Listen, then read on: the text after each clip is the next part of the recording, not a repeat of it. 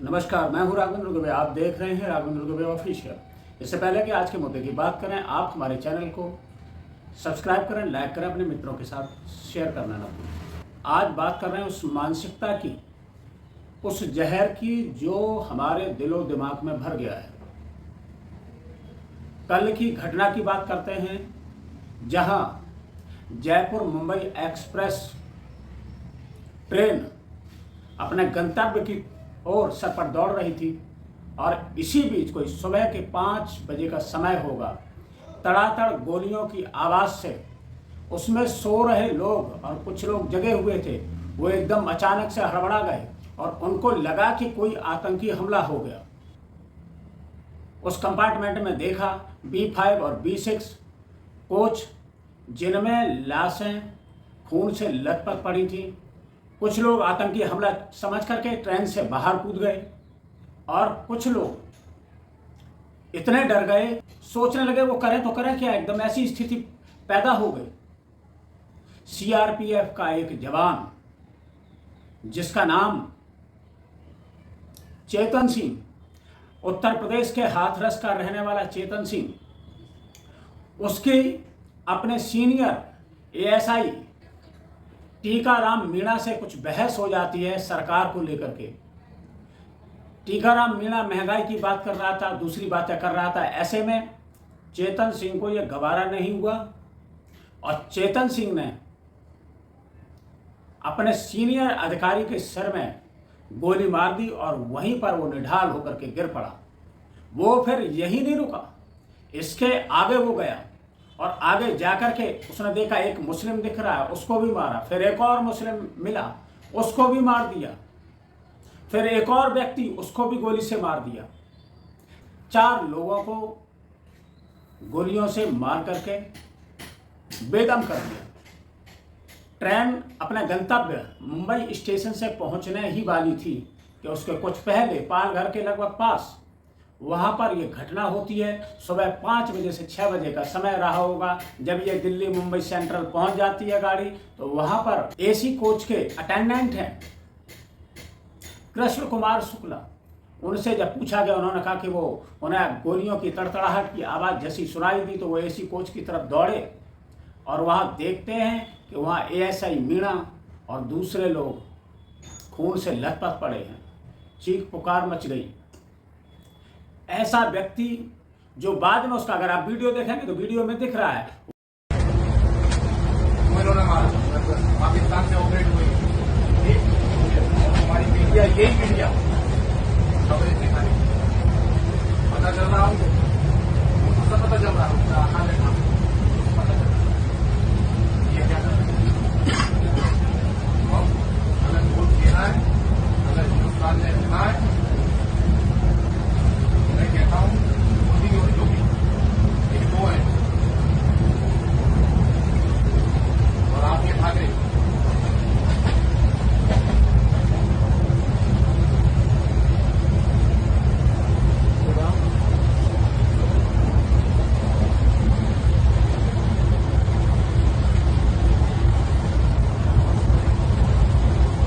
वह कह रहा है कि जो ये 4 लोग थे वो पाकिस्तान से ऑपरेट होते थे। भारत में रहना है तो फिर योगी मोदी कहना पड़ेगा, उनको वोट देना पड़ेगा। ये मानसिकता जो जहर हमारे दिमागों में भर गया है, उसका असर दिखने लगा है। अब भारतीय रेल भी क्या सुरक्षित नहीं रही, जहां पर उसकी रक्षा सुरक्षा करने वाला जवान, उसके दिमाग में इतना जहर भर गया कि वह 4 लोगों की हत्या कर दे, वो भी इसलिए कि सरकार से असहमति जताने पर। क्या सरकार से असहमति जताने का यही होगा परिणाम कि अगर कोई असहमति जताएगा तो उसको मार दिया जाएगा, कोई असहमति जताएगा उसको जेल भेज दिया जाएगा, या फिर दूसरे मामलों में फंसा दिया जाएगा। जो चैनल हैं, जो गोदी मीडिया है, चैनल्स के आप सारे कार्यक्रम देखिए, उनके हेडिंग्स देखिए, एक तरफा राग चल रहा है। वो भी नफरत का भाव भरने में आगे लगे हुए हैं। उसी का कारण ये रहा कि आज ये जवान जो CRPF का था, उसने इतना बड़ा कांड कर दिया, 4 लोगों की निर्मम हत्या कर। किस तरह से लोगों के मन में जहर भरा जा रहा है, किस तरीके से युवा एक दंगाई भीड़ में बदल रहे हैं। हम सबको, इन युवाओं को, चाहे वो आपका बेटा है, आपका भाई है, आपका मित्र है, उन सबको इनसे रोकना होगा। क्योंकि जिन युवाओं के सहारे ये देश का भविष्य टिका हुआ है, वह युवा अगर इस ओछी मानसिकता की तरफ जाएंगे तो फिर देश का क्या होगा। कांग्रेस की नेता हैं सुप्रिया श्रीनेत, उन्होंने भी अपनी बात कही इसी पर। उन्होंने एक अपना बयान दिया है, उसको आप सुनें। एक वाकई में दिल दहलाने वाली घटना सुबह सामने आई और उसने ये सोचने को मजबूर किया कि ये जो नफरत रोज आपके घरों में परोसी जाती है, टीवी चैनल के माध्यम से, आपके ड्राइंग रूम में, आपके बेडरूम्स में, जहां देखो व्हाट्सएप के माध्यम से, सोशल मीडिया के माध्यम से, ये नफरत वाकई में इस देश के लोगों को हैवान और राक्षस बना रही है। कहां ले आई है ये नफरत इस देश को? योगी और मोदी की ये नफरत ने इस देश के लोगों को दरिंदा और हैवान बना के रख दिया है। जयपुर मुंबई की एक ट्रेन में आरपीएफ के कांस्टेबल चेतन सिंह नामक व्यक्ति ने अपने वरिष्ठ साथी टीकाराम मीणा की और 3 और लोगों की हत्या कर दी और हत्या के बाद शव के पास खड़े होकर, जिसमें 2 मुसलमान थे, खड़े होकर कहा अगर हिंदुस्तान में रहना है तो योगी मोदी कहना है। ये कौन सी भक्ति है? ये क्या हैवानियत है? द टेलीग्राफ जो लगातार सरकार के खिलाफ लिख रहा है, टेलीग्राफ ने एक खबर छापी है इसी घटना को लेकर के, Modi on lip hate kills. ये नफरत का बाजार जो सज रहा है, चाहे वो व्हाट्सएप यूनिवर्सिटी के माध्यम से हो या फिर जो डिबेट की मंडियां सज रही हैं, जो जहर के बाजार खोले जा रहे हैं, उनसे आप देखें कि लगातार पूरा देश जल रहा है। मणिपुर में 3 महीने से जल रहा है, इसके अलावा हरियाणा अब जलने लगा है। परिस्थितियां लगातार बनी रहेंगी तो फिर इस देश का भविष्य कैसा होगा। ये बड़ा चिंतन और मनन करने वाला और ये बड़ा डराने वाला है कि हमारा भविष्य क्या ऐसा होगा जहां पर दिमाग में इस तरीके का जहर हावी हो जाए, जहां राजनीति के पीछे, जहां किसी सत्ता के पीछे और कोई सीआरपीएफ का जवान कहे कि मोदी योगी कहना होगा, अगर इस देश में रहना होगा तो मोदी योगी कहना होगा। क्या इसके पीछे ये ऐसी मानसिकता नहीं है, ऐसी दूषित मानसिकता जो इन युवाओं में भरी जा रही है? और ये मानसिकता देश को कहां ले जाएगा? एक असगर नाम का व्यक्ति जो मारा गया, वो इकलौता कमाने वाला था, उसकी मां किस तरीके से तड़प करके रो रही है।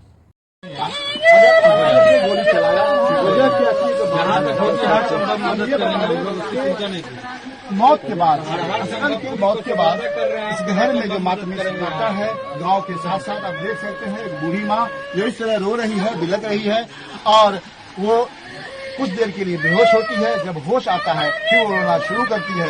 यह हर माँ के साथ ये मामला हो सकता है जब उसका कोई बेटा कम उम्र का है। उसका क्या होगा, उसके घर का क्या होगा, जो उसने 4 जिंदगियों को उजाड़ दिया। ये मानसिकता हमें कहां पर ला करके खड़ेगी? हम उस मुहाने पर खड़े हैं। जैसे जब कसाब आया था तो गोली तो कसाब ने चलाई, लेकिन उसके पीछे मानसिकता पाकिस्तान की थी, पाकिस्तान का हाथ था, वही सोच थी कट्टरवादी। ये कट्टरता जो दिमाग में नफरत भर रही है,